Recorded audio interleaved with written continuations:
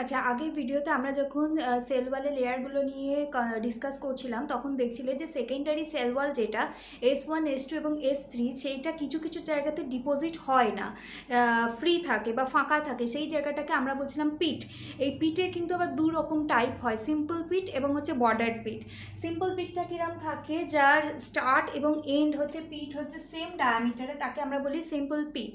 সেই সিম্পল পিটটা কাদের ক্ষেত্রে দেখা যায়? অ্যাঞ্জিওস্পার্মের ক্ষেত্রে। আবার আরেকটা হচ্ছে গিয়ে বর্ডার পিট। বর্ডার পিটে দেখবে সেকেন্ডারি সেল ওয়াল ডিপোজিশন যদি এইটা হয়, এটা প্রাইমারি, এটা সেকেন্ডারি, তার স্টার্টিং পজিশনটা ন্যারো থাকে এবং বেসটা হচ্ছে ব্রড থাকে, এইরকম পিটকে আমরা বলি হচ্ছে বর্ডার পিট। এই বর্ডার পিটটা কার ক্ষেত্রে আমরা দেখতে পাই? এটা হচ্ছে গিয়ে আমরা জিমনোস্পার্মের ক্ষেত্রে দেখতে পাই। তাহলে কি বলবে, যদি সেম ডায়ামিটারটা থাকে পিটে, তাহলে সেটাকে বলবো সিম্পল পিট ইন অ্যাঞ্জিওস্পার্ম। আর যদি স্টার্টটা যদি ন্যারো হয়, বেসটা যদি ব্রড হয়, তাকে বলবো